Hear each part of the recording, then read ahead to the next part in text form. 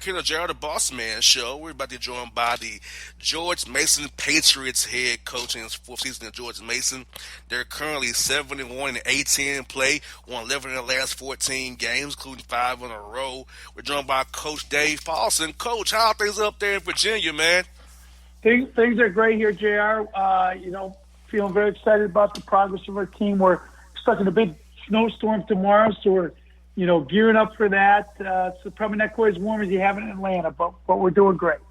I hear that, Coach. Now, Coach, I want to ask you, Coach, what's been in your mind the key factors to winning these 11 out of 14, 5 in a row, and overcoming two big losses of guys who scored double figures who are now out the injury? So, how do you say your team's come together, and how you been coaching your guys up in practice to get them to overcome this adversity and play well as they have so far?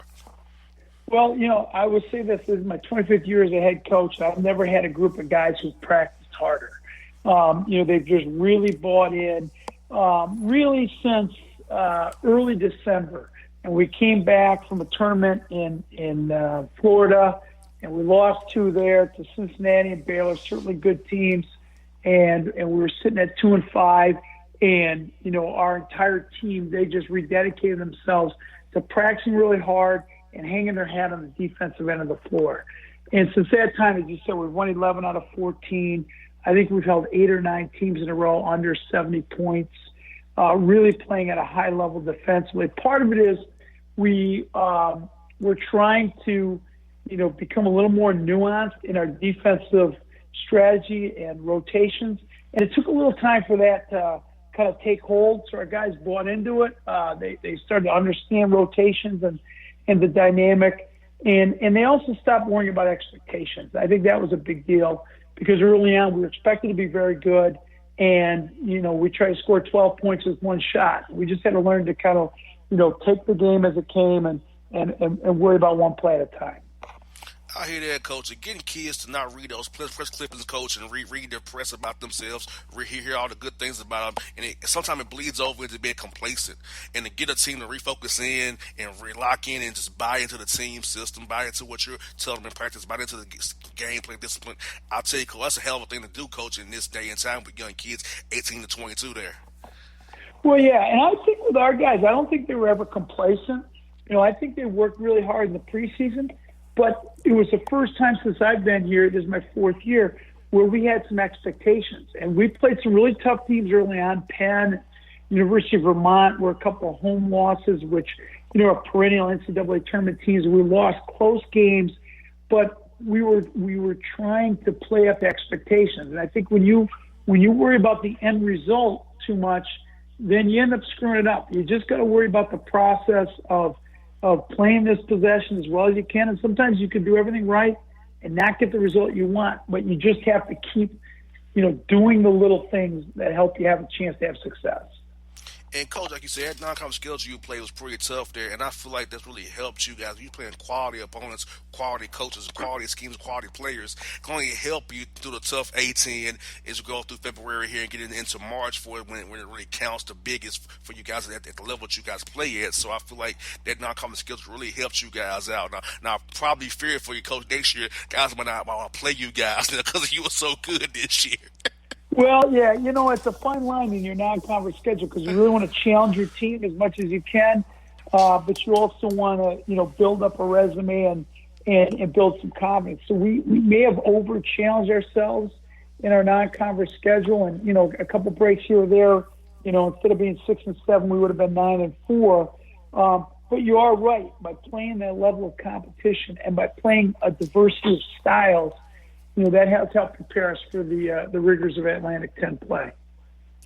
And, Coach, looking at your roster, Coach, I feel like you have a good balanced roster, a good class balance there, a good mix of young guys and older guys. And I feel like that's going to really help you as well, too, in February and March because those younger guys are going to learn if a guy goes down, unfortunately, or if you're in foul trouble, you can turn to a guy because, they've been shown the way that you got enough older guys on your roster to help show them how we do things in George Mason to play the right way, come in and keep that training going like you guys had it with your main guys there. Yeah, it's been really great. In fact, when we lost Gonar Mar, who was a sophomore, our most versatile defender, double-figure scorer last year, we had a young man, Jordan Miller. He was going to redshirt for us. But we lost Jair Greer and we lost Gonar Mar, both, two guys are both 6'6", 6'7", kind of played the same position. Well, Jordan had just worked so hard. He prepared himself. He was ready. And so now he starts for us. So we went from being a red shirt. We took him off the red shirt. He played his first game at 14 points on the road at University of Rhode Island, and then he's been a starter for us. So, and I think he was ready, but I think he also learned from the older guys. And coach, and this is something I'll talk to the coaches about too, and get your opinion on it. Being old and staying old in a great way consistently, especially at the mid-major level, now the non-power 5 level is really important because when you're an older team, you guys have been through those vigors, have been through those wars, and when you get in a tournament situation when it's not too big for them, or you get into a situation where you got to play up a high-major team, they're not scared up because they're older, they're developed, because being 21, 22, this was being 18 and 19 years old, still developing.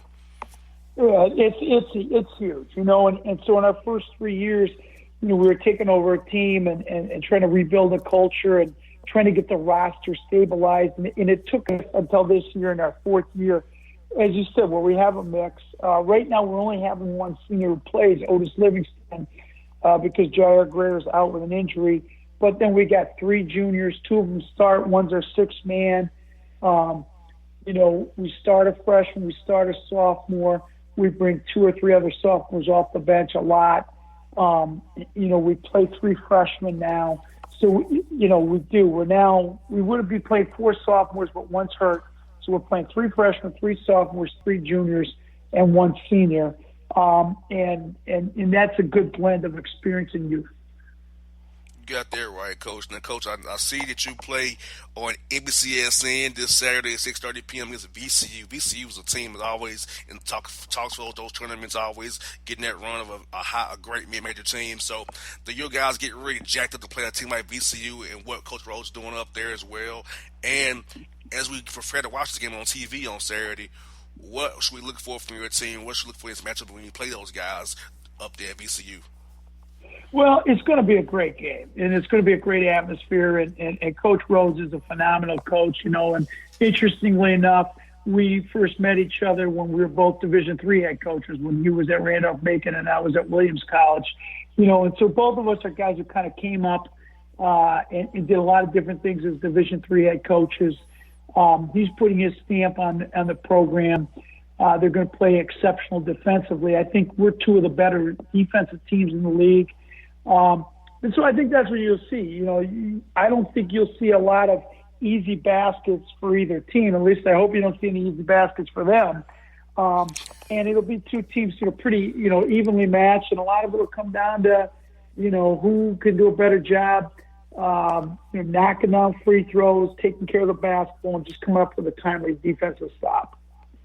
Now, Coach, for our fans here across the country who listen to the show out on our affiliate network here, could you speak to the quality of teams and coaches that's in the Atlantic 10 conference? Because I feel like it's a conference not really noticed like it should be. You guys from NBCSN, but a lot of people don't really pay attention to your conference. I feel like you got a lot of great coaches like Coach Grant at Dayton, Coach McCall at UMass. You have Davidson doing everything. Rhode Island as well. So just kind of speak to the quality of teams and coaches in the league for our listeners who may not be familiar with your league the way me or somebody else would be. Well, it is. It's a great league. And the interesting thing is, okay, so you've got a lot of diversity in coaching backgrounds. So you've got Bob McKillop at Davidson and Phil Martelli at St. Joe's, who will probably both end up in the Hall of Fame.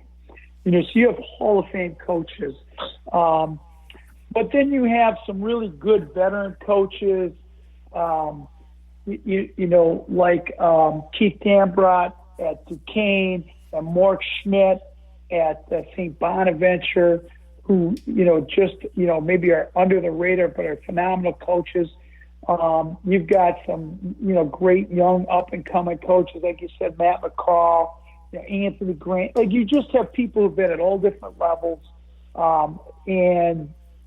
Every game we play, I look at them on film, and I'm like, wow, this is a really, really well-coached team. You've got really good players, who have a chip on their shoulder, who believe that they should be playing, in the ACC or conference like that. And quite frankly, by the time they're juniors, are capable of doing that. And then the interesting thing about our league, we're 14 teams in our league. There's a variety of styles. So you'll play, we play on Saturday at VCU, and we're going to see full court pressure defense, man-to-man defense, denial defense, just really, really good defensive team. And then we'll turn around on Wednesday and we'll play at the University of Richmond in the same town. And Chris Mooney's team, they'll play their matchup defense that has given teams fits for years. So just in the same city, in the same league, you're going to play two teams that couldn't be more dissimilar in their approach to the game. I think it's good, Coach. You have like a 4-day prep and a 2-day prep for both of them to get ready. Because, man, the contrast in those styles and go from matchup zones to attacking, denial, defense. I can only imagine trying to scout that and get that done and practice those days in between these games. Thank God it's not a Wednesday, Friday, Saturday or something like that where you just got to be so close to playing both of these things back to back like that. Yeah. By this point, and that is, as you said earlier, that is the benefit of having played a really good non-conference schedule. We've played against the full court pressure defense. We've played against the matchup zones. We've played against different styles. Neither one exactly like how Richmond and VCU will play, but that will help us. And that's where you got to have veteran leadership. And fortunately, we've got a really good point guard in Otis Livingston, a senior for us, and that makes things a little bit easier. Coach, got an easy one for you to go out there with, Coach. Easy question for you. I told you off there, Coach, Super Bowl here in Atlanta, so I want to get your prediction, Coach. It's going to be the Rams or the Patriots leaving Atlanta on Sunday night with that trophy. That's a good one. You know what? I'm gonna go with the Patriots. I'm gonna go with Bill Belichick. What he's done. I'm not a football expert by any way, shape, or form, but I love following coaches at every level, and his ability to have such consistently excellent teams through all the thick and thin of free agency and trades and injuries is really remarkable. So I'm going to give a slight edge to the Patriots in a much more of a defensive battle than we might expect. I hear that, Coach. Hey, Coach, I'm glad the Saints didn't come. I'm happy about that because, the Saints are our rivals, the Falcons. So Right. half of the Saints didn't come here, Coach. All right. Well, there's a lot of people in New Orleans that are pretty upset with those officials, but I've never once gotten mad at referees, so I can't share that sentiment. And if you believe that, Chair, I got some swampland to say. I know, Coach. Cause I know if it was a blind charge call, you're gonna be that referee's ear. Come on, man, right. He was there. That's right. Coach Paul, so we're going to head on the show, Coach. We'll be training for you guys at George Mason on Saturday on NBCSN. Me and my listeners here, Coach. Good to talk to you. Hope to talk to you again in March down the road, Coach. It's been great having the show. I love what you're doing with your team, Coach. Great. Best luck to you down the road, man. All right, you take care. All right, folks. It's Dave Paulson on the Bossman Show, people.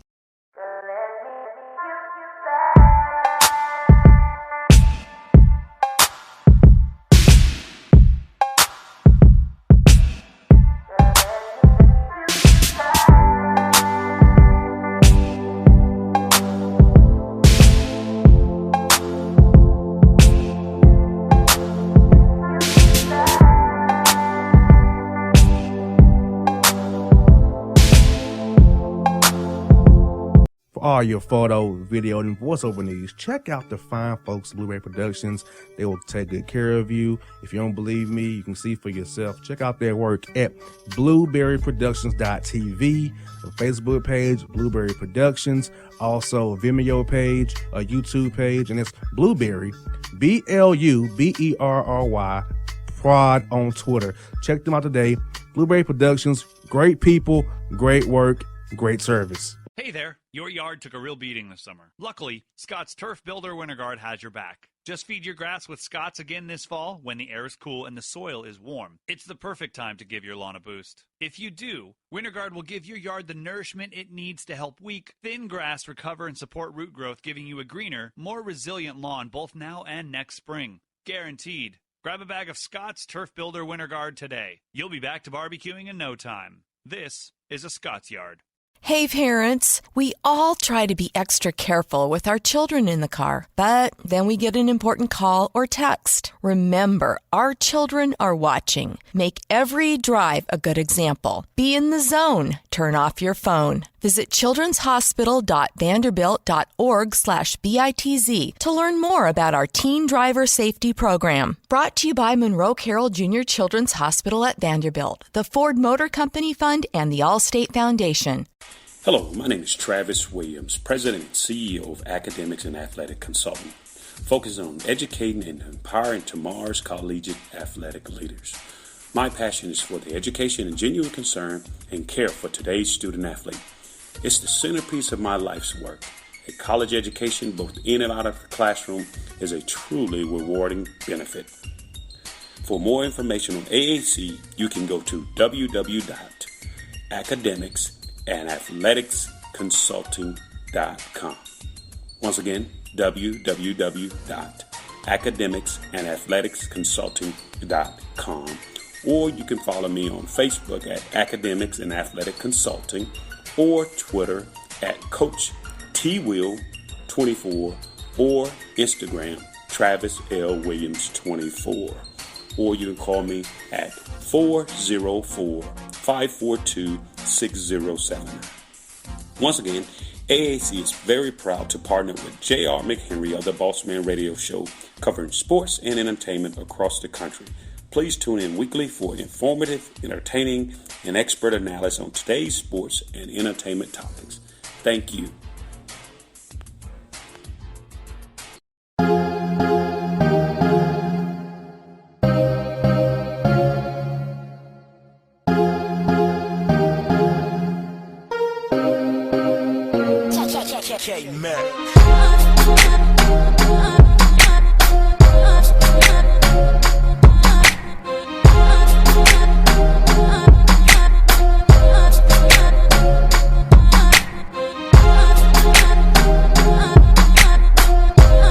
Folks, back here on the Bossman Show. Been joined by Coach Andy Toole on the Bossman Show. The Robert Morris Colonials up there doing everything in the NEC conference. Coach, man, how's life treating you, man? So far, so good, man. When you won a couple in a row, and you got a couple days to prepare for your next one, that preparation becomes a little bit easier. Your team's a little bit more excited to come to the gym. So things are all good here in Pittsburgh. I hear that, Coach. Hey, you're 7-1, Coach, in NEC play there, 4-game winning streak. So what's been that key factors for you, Coach, in your mind for this winning streak you guys are on and playing so well in conference so far? It's been the defense. We really defended. We really made it for our opponents to score right. During that 4-game winning streak, I think we're holding teams below 60s right now, and everybody's coming in and giving that effort. We're playing about 9-10 guys, and everybody's coming in, flying around, contesting shots, moving feet, communicating, and doing all the things it takes to make it really hard on your opponent to score. And that's really been the thing that's allowed us to win these games here over these last 4. And, Coach, speaking of non-conference play, Coach, I feel like your non-conference skills really helped you guys build that callus to be good in conference play. Because I feel like, playing that tough schedule you guys played, it gave you some challenges, gave you some different looks and some different schemes you may see down the road in conference play or down in March if you get that far and keep on winning games that way. So is that how you feel about your team, that the non-conference schedule, challenging as it was, gave your team that callus to be good as they are right now and continue to get better as we go to February and March here? Yeah, boss man, you're absolutely right. I mean, I think when you look at, obviously playing USC, playing Purdue, playing Louisville, those are big time schools. But playing Missouri State, playing Canisius, playing Siena, playing Rider, playing guys that if you make a mistake, they're going to take advantage of it. If you have a little chink in your armor, they're going to be able to exploit it. And I think that helped us learn. Sometimes it's hard when you're going through that non-conference schedule, and you're giving tons of effort, and you're not having all the success that you want. We were mildly successful in the non-conference. There were a couple games that I think we gave away, but I certainly think that because of those games, we learned some lessons that have definitely helped us now that we got into conference play.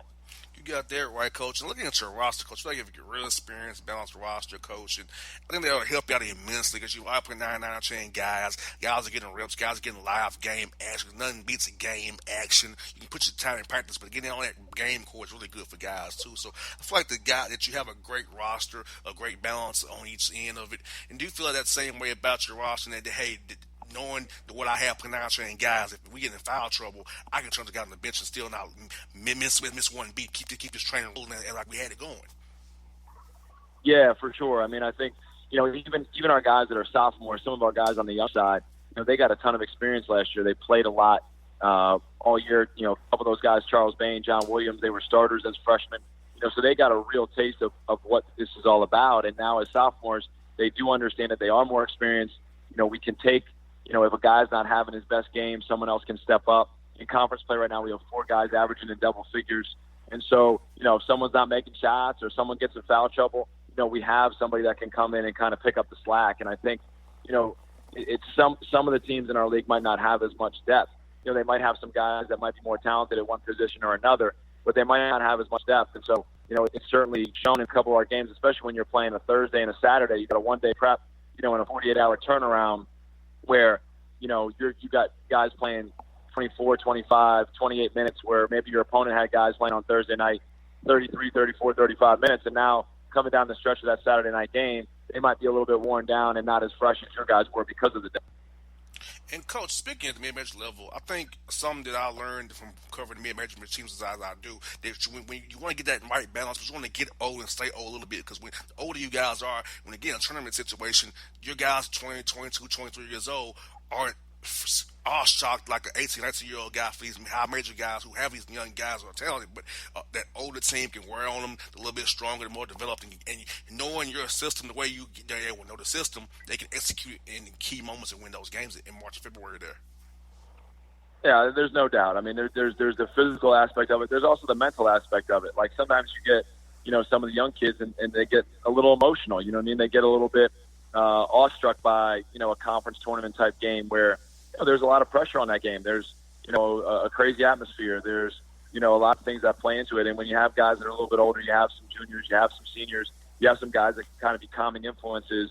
It allows you to kind of play your game because they've been, in those kind of environments. They've played under that kind of pressure before, and they know how to respond and they know how to prepare. And so, it's definitely some of our better teams have been older teams.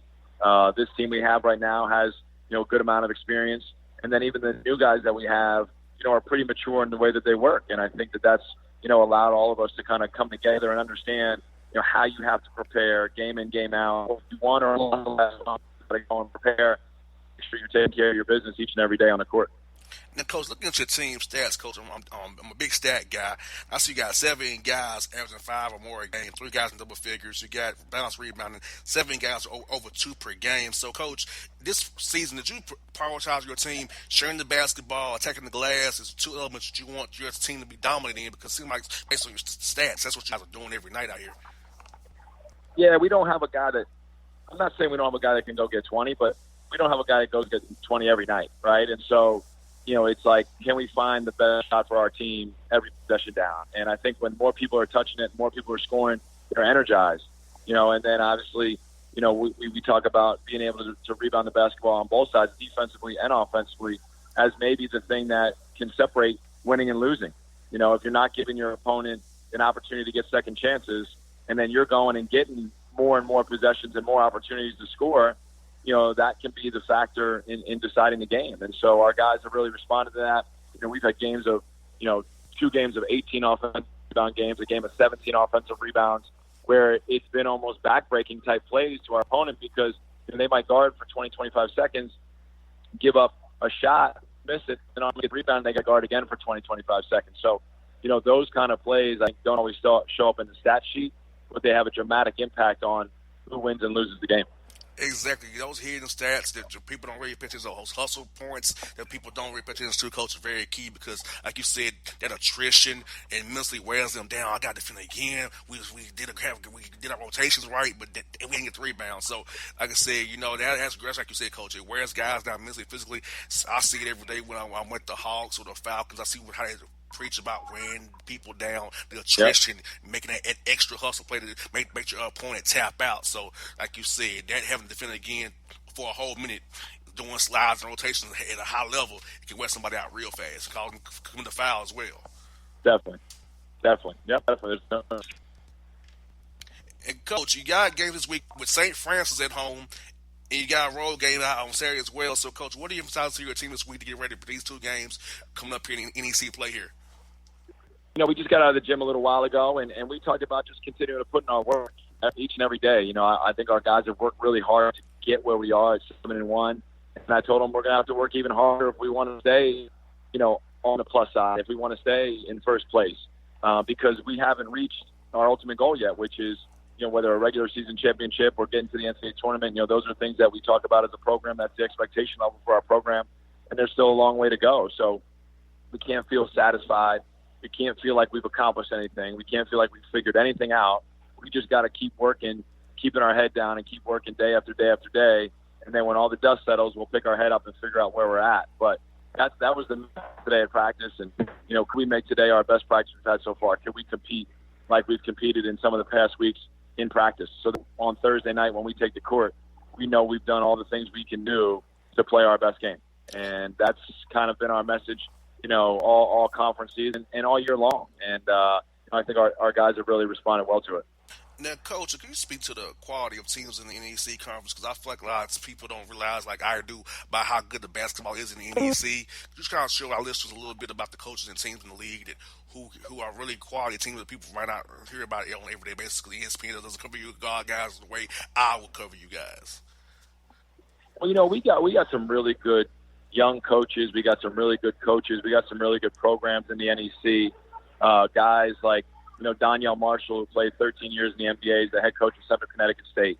And he gets dirt under his fingernails, and he gets down and he coaches his guys, and they get after it. And, Derek Kellogg, the former coach at UMass, is now at LIU Brooklyn. And Bashir Mason, who's one of the youngest coaches in the country at Wagner, they won the last 2 regular season championships in the Northeast Conference.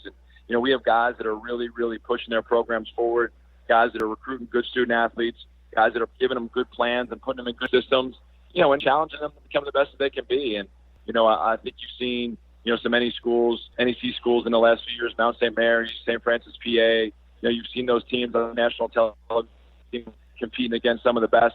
Mount St. Mary's 2 years ago was leading Villanova at the half in the first round of the NCAA tournament.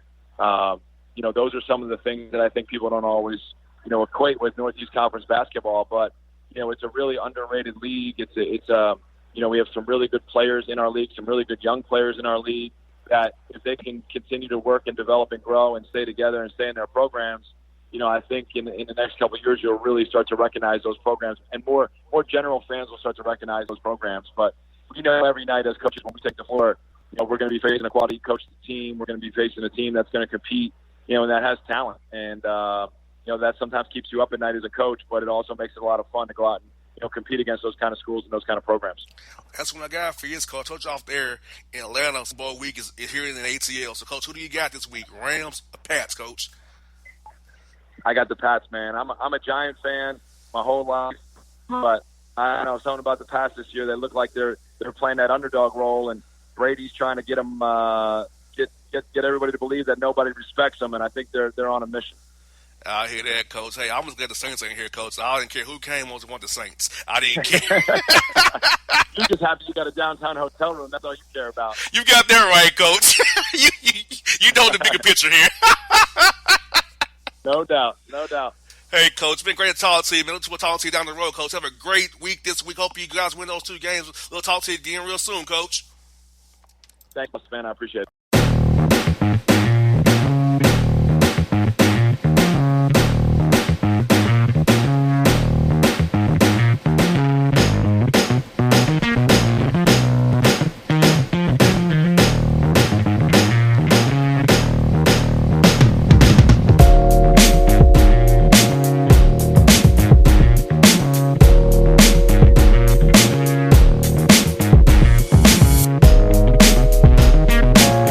Hip-hop fans, I got a great album for you. The debut album from Family Grind ENT, True Speech and 313 Fresh. We're going to give you 2 discs, 33 songs of pure, genuine hip-hop. Album is available on iTunes, Amazon, Google Play, illstreetrex.com, and streaming live right now on Rhapsody, Beats Music, Spotify, Xbox Music, Slacker Radio, and SoundCloud. Check them out today. True Speech and 313 Fresh. Family Grind ENT. Believe in it. Get it. A gorgeous tan from Suntan City gives you an inner glow that relights the fire when you run into your first crush. Vicky, who was that? An old boyfriend. Lucky you just tanned at Suntan City. Lucky he's single. We're doing lunch tomorrow. Won't be single for long then. During Tour of the City, try all 5 tans, including spray tan, for just $4.99. Restrictions may apply. Click to buy now. When you're a teen, you finally get to make some of your own decisions. Who are you going to hang out with? What do you want to be? Are you going to glance at that text while driving? Remember, a split second is all it takes for something tragic to happen. Be in the zone. Turn off your phone. Visit childrenshospital.vanderbilt.org/BITZ to learn more about our teen driver safety program. Brought to you by the Monroe Carroll Jr. Children's Hospital at Vanderbilt, the Ford Motor Company Fund, and the Allstate Foundation. It's maybe the night that my dreams might let me know. All the stars are closer. All the stars are closer. Tell me what you gonna do to me. Confrontation ain't nothing new to me. You could bring a bullet, bring a sword, bring a morgue, but you can't bring the truth to me. Alexa, play Kendrick Lamar and SZA. Okay. Maybe the night that my dreams might let me know. All the stars are closer. With Amazon Music, a voice is all you need. Get tens of millions of songs. Download the Amazon Music app today. Yeah, it's your man JC, the host with the most, baby, and it goes down each and every Saturday night right here in the city of Memphis. That's right, y'all. It goes down at Clicks Sports Bar Memphis, baby. 3705 Malco Way, Memphis, Tennessee, 38125. Come out and join us, the Three Kings, each and every Saturday night for the livest karaoke in the city. Everybody gets in free till 10 p.m. Only $5 after. Great food. We got drink specials. We got all kind of games, man. We got the pool tables popping. Whatever you want, we got you, man. Come on out. Have a good time with us each and every Saturday night. That's Clicks Sports Bar, Memphis.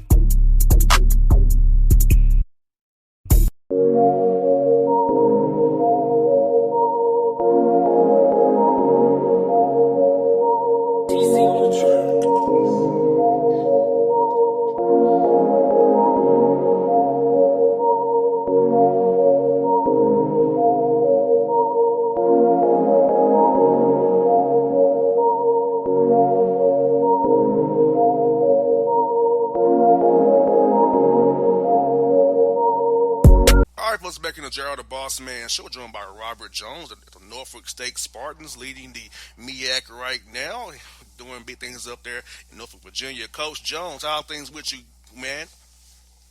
Everything's good, man. Everything's good. I hear that. Well, Coach, congrats on being 7-0 in the MEAC right now, Coach. You're riding that winning streak. So what has been the key factors for you and your team so far as you started MEAC play so hot?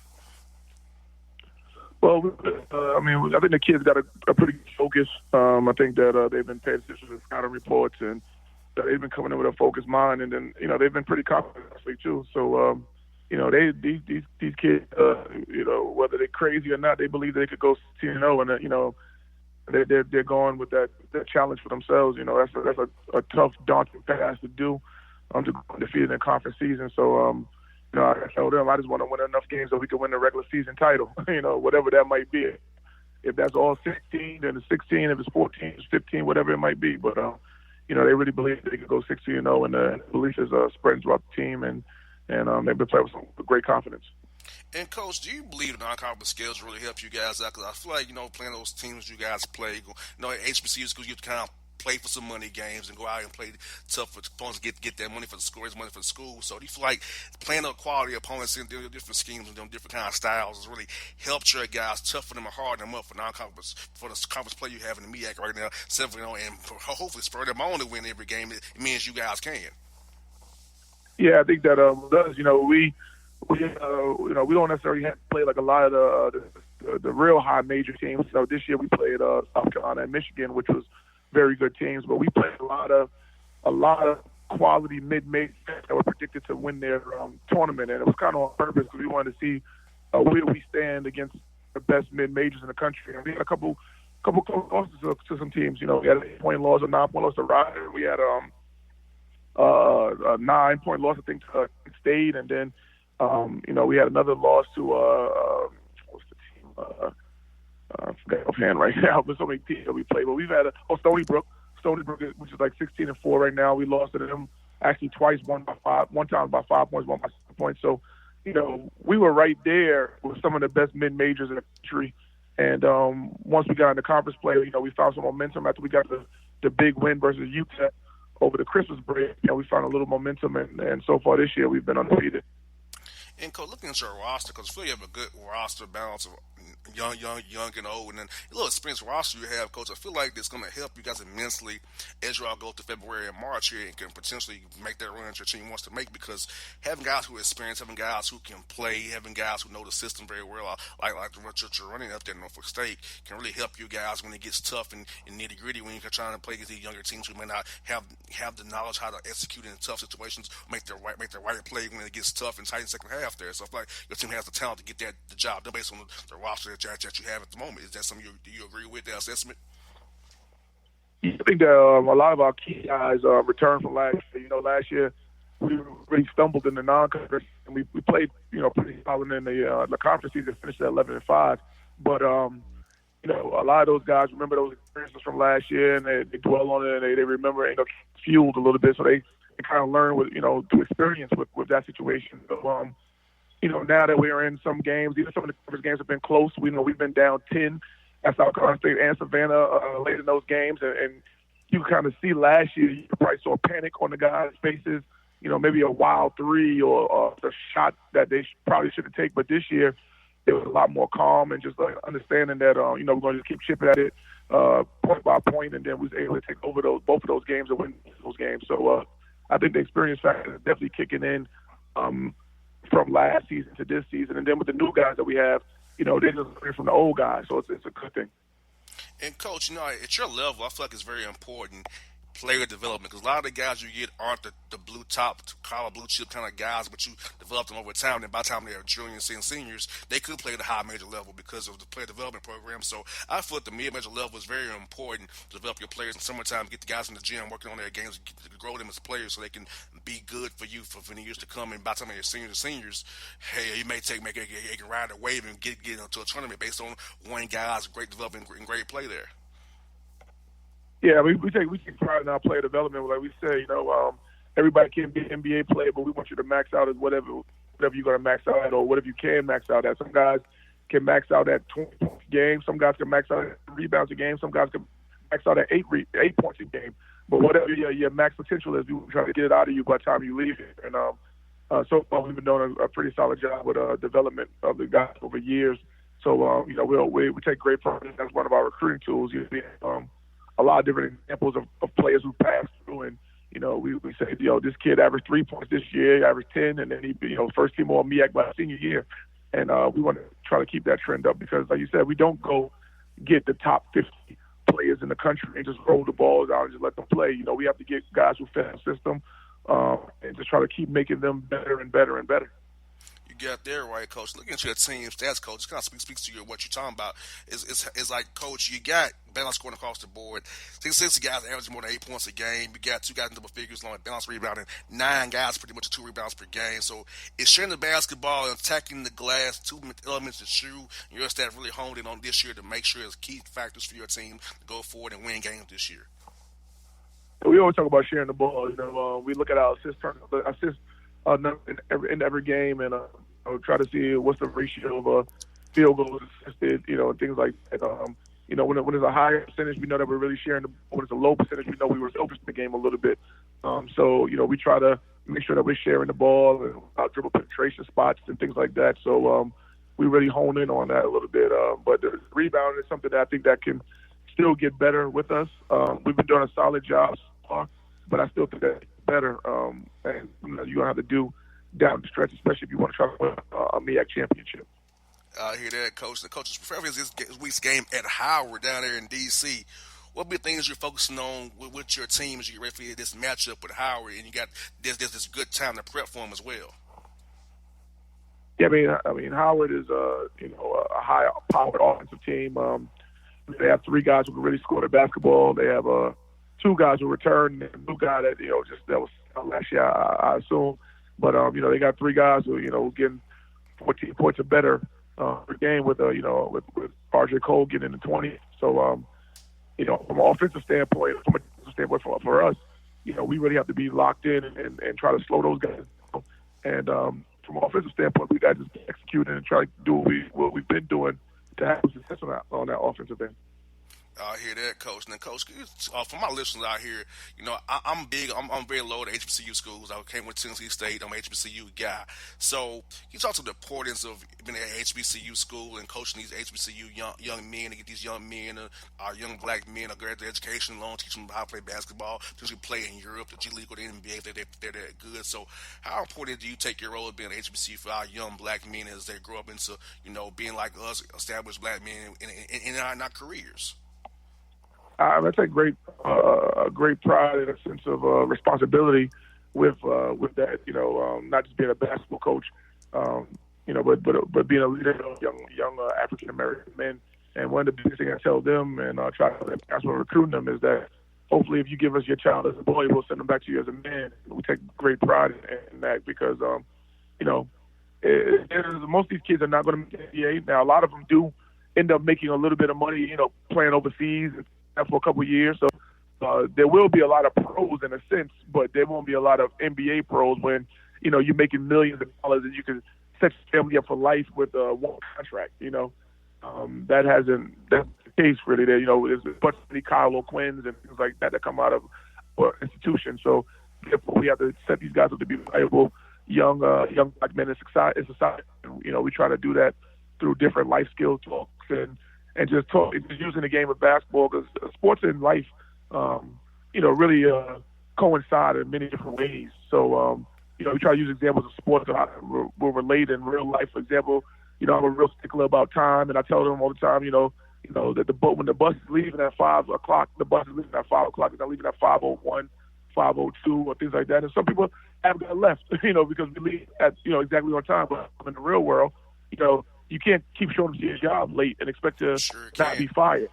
So, you better get used to being on time now. So when you get into the real world, it's going to be second nature to you to be on time.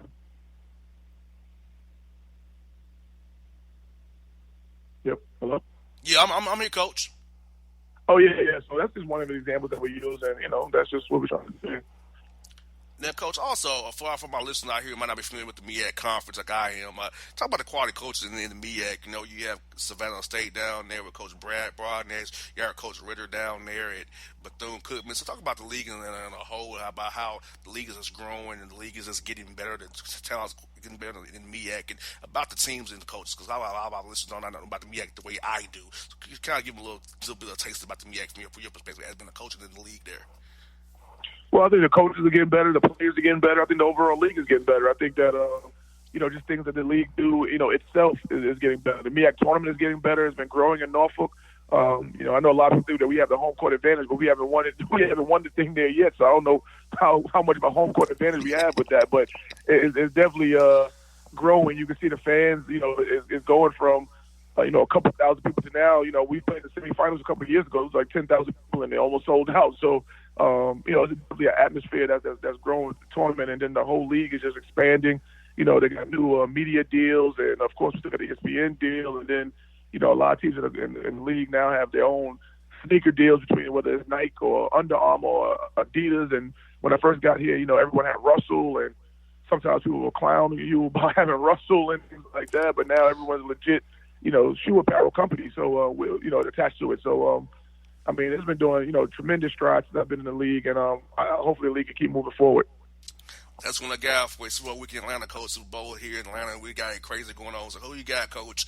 Rams or Patriots, man? Man, it's a tough one, man. I know it's hard to bet against Tom Brady, man. So I'll go with Brady. I hear that, Coach. Every coach on the day said that Brady. How about the Rams, Coach? Because I'm a Falcon, man. No, they took my Super Bowl from me back in Houston, man. So I ain't shook that yet.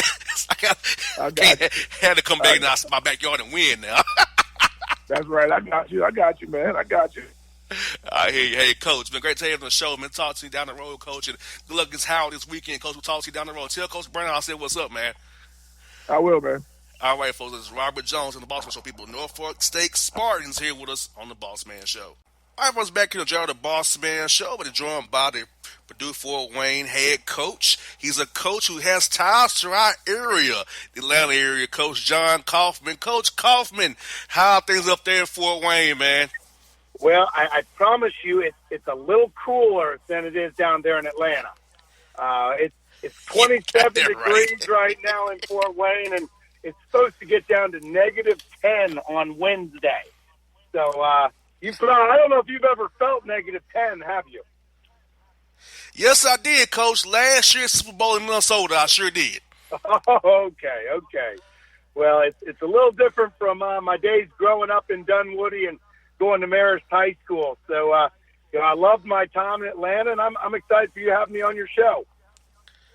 And, Coach, it's like I said, it's good to talk to somebody who has ties to the area because, Coach, I told you off the air, Coach, a lot of people come on the show and tell me about the traffic, the varsity, and Waffle House. That's what I usually hear about when I have guests on the show, Coach. Those three things. Oh, yeah, that's right up my alley. I love all three. Amen to that, Coach. And Taco Mac as well. Another local thing here that I love, Taco Mac and Tin Lizzy's as well, Coach.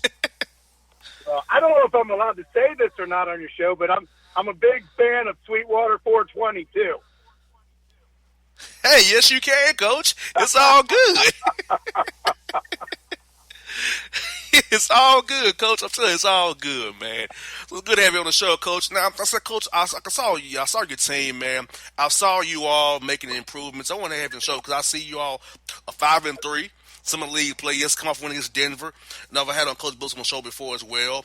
So talk to me, Coach. What's been the key factors for your team this year in summer league play, being 5-3, getting off this good start, and being the thick of things with South Dakota State, South Dakota, and those teams like that in the league, Coach?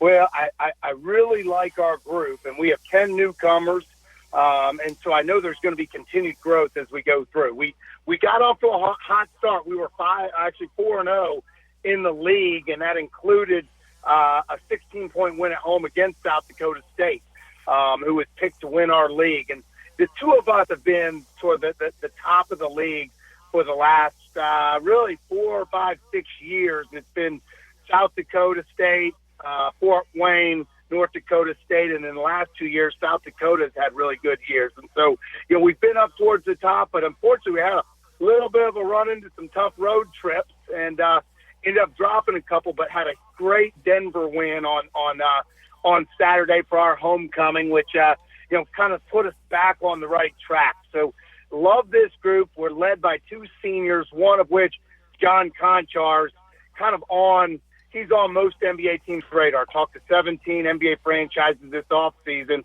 He's actually the only player in the nation since 1992 when they kept all of these stats to have over 1,800 points, 1,000 rebounds, 400 assists, and 200 steals.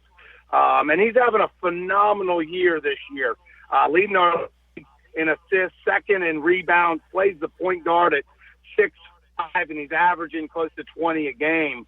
And then we have another senior, Kason Harrell, who's from Pittsburgh, and he's having an all-league caliber year as well, averaging about 18 points a game. And, those two are leading, in the scoring column, but also just by example with these 10 newcomers. But, we're top 20 in the country in scoring, top 20 in the country in three-pointers and assists. And so, we've got an explosive offense, and I really like we've shown some depth with some of these newcomers taking on big roles or bigger roles, and we've started getting some critical stops down the stretch. So I like our progress, and I like where we stand right now in the Summit League.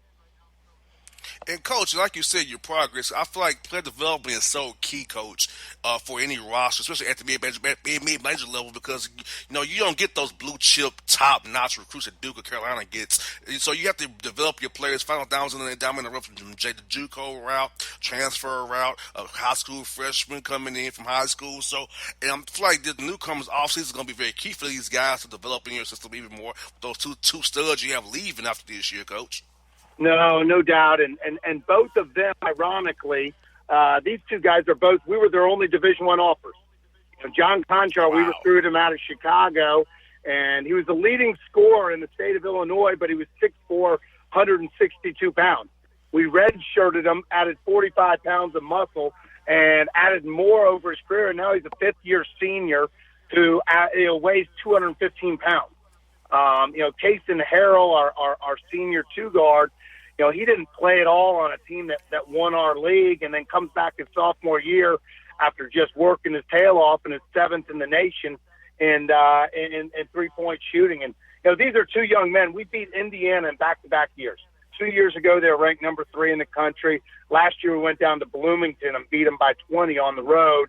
And, they're two guys that literally were under the radar, but they've gone to work, and they can really play. And you're exactly right. And I feel like we stole one out of Atlanta last year.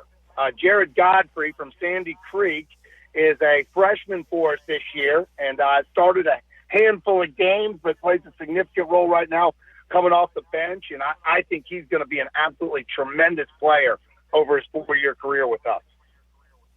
Yes, indeed. Like I said, Coach, there's a lot of talent here in Atlanta. That's why the Peace Jam is so big, and these other terms we have out there in Lake Point. All these guys come to see these guys play here because the talent pool is very large, because Georgia can't get everybody, so Tech doesn't get everybody. So you got a lot of players here who get overlooked by Kennesaw maybe, or Mercer maybe, or GS, Georgia State maybe. They can all come out, all leave here and play somewhere like Fort Wayne and develop and be good for 4 years, get a nice degree, and maybe play pro somewhere, not in NBA, but over in Europe somewhere, or in Asia.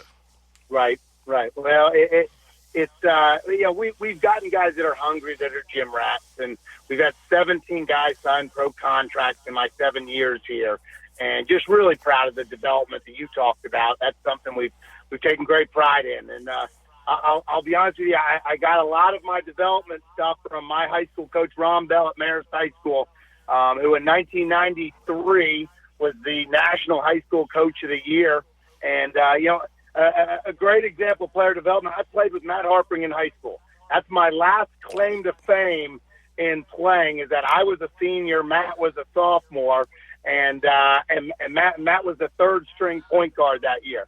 Obviously, he developed a lot better over the next couple of years than I did, playing in the NBA for over a dozen years. But it's really cool watching these young guys just spend time in the gym and dream and work and just evolve. And then those guys that get on to play at the next level, that's pretty cool.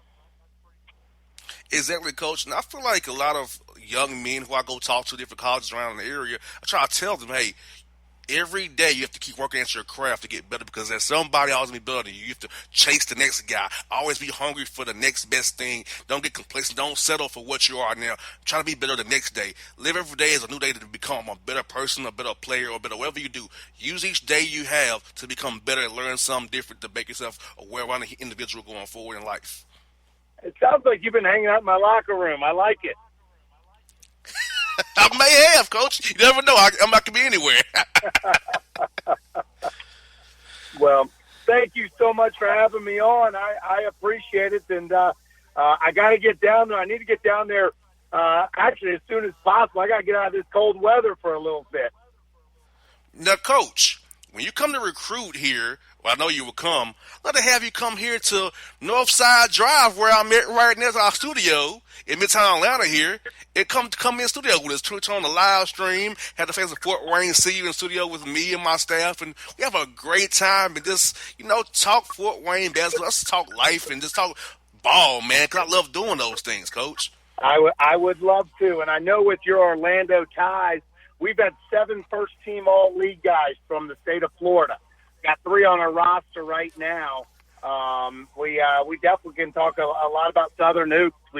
We've done very, very well in Fort Wayne with some Southern guys. Now, Coach, let me ask you this, Coach. Now, for a guy from Florida like myself or Atlanta, how do you sell a guy on the cold? Because I know for me, it was hard to go to Tennessee State because I was used to being in Florida. But I realized I wasn't going to play at UCF football-wise. I wasn't going to get on the field before my junior year, and I wanted to play. So I went down a level to FCS, Tennessee State, and got to play right away in Nashville. Now, it gets cold there, but not cold as it gets in Fort Wayne. So how do you sell a guy on the cold from Florida like myself? Well, the difference between the route you went and what I'm trying to get players to do is that, we play basketball, which is all indoors. And so you're not having to face that sort of issue of cold weather playing. Also the Summit League last year was ranked as high as the 12th best league in the country. And so you're getting mid-major plus basketball where, You go into, the state of Florida and even into Georgia where you have the Atlantic Sun. It's, kind of a little bit of a notch above from top to bottom in the league, and or at least some of the perception or the RPI and the rankings. And so, you get to sell that next level of basketball between, the Horizon, the Summit, and the MAC is some of the best mid-major basketball, in the country. The other part is I don't know if you've ever been to Indiana, but we're a little bit basketball crazy up here. We got very much so. 9 of the largest high school gyms in the country are in Indiana. I got 2 assistant coaches that played at Muncie Central, all right, which is that's the school that was in the championship against Milan in the Hoosiers movie, and it was the big school. They seat 7,000 seats in their high school gym, and that's the 16th largest in the country. I recruited a young man from Newcastle High School last year, which is where Steve Alford played, and they have over 10,000 seats in their high school gym, and they pack it. I got to call ahead to make sure I get a reserved seat when I go watch a high school game in the state of Indiana, because they'll sell out 4,000 to 8,000 seats. So there's just great enthusiasm, and our guys, they're on the nightly news here. We'll have 2 to 3 TV cameras in our practice gym every day when we get into league play. We're on TV every game. There's a great bond. When we played Indiana at home 2 years ago, the year they were ranked number 3, we sold the game out in 45 minutes, and that's 12,000 seats. And we played in the old Detroit Pistons. I don't know if you knew this or not, but Fort Wayne is the home of one of the original NBA cities. The Detroit Pistons started in Fort Wayne. And so we just got a great tradition here, and people are basketball junkies. And so, we really sell the basketball part of it to our recruits and the guys in the South. And the other thing is, for those Florida guys we got, the nice thing is they got that Allegiant Air for $60 a direction, trying to get the snowbirds down there to Florida. And we just use it in reverse direction to get mom and dad up to watch them play. Yeah, Coach, I was in Indianapolis on New Year's Eve with the Atlanta Hawks. So I was just there. Because I don't know if Derek told you or not, I also work with the Hawks on their broadcast, on the radio side. So I'm with the Hawks and Falcons always. So Indiana Pacer fans are always wild. The field house is always going crazy up there. So I enjoy it. It's one of my favorite trips of the year, going into Indiana to see how the fans in Indiana always cheer on their Pacers no matter what. I'm a diehard Hawks, Falcons, Braves fan, and it was really cool. I was blessed during my time at Marist that Mike Fratello's kids were in high school with me. Bobby Kremen's kids were in high school with me. A number of the coaches for the Falcons, their kids were in high school with me, and actually this is a big week for my high school, showcasing in Atlanta. Sean McVay, a Marist grad, is bringing his Rams down to Atlanta. It's going to be a pretty cool weekend.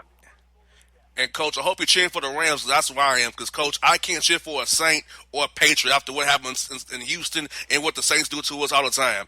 I got to cheer for the Rams. And Coach Wade Phillips and Sean McVay. You got to, Coach. No doubt. And he gets all this credit for being a great football coach. He was a heck of a football player himself. He was player of the year the same year that Calvin Johnson came out. That's pretty good representation. Yes, indeed. Coach McVay. Now, Coach Coughlin, I'll tell you what, man. I hope you all beat South Dakota this week. And Oral Roberts, I love your energy, Coach. I love that we, like I said, we're on the same language, the same plane. We are Georgia guys, man. This is exciting, man. So I look forward to having you on the show again, Coach. You've been a great guest. Hope to get you in studio here in Midtown Atlanta when you come to town. So, Coach, when you come to town, look me up. I'm going to text you off after the show here so you can have information. Hopefully we can link up here real soon, Coach. Sounds good. Thanks for having me on today. Thanks, Coach Coughlin. You have a great day. Talk to you real soon, man. All right. Thanks. Take care.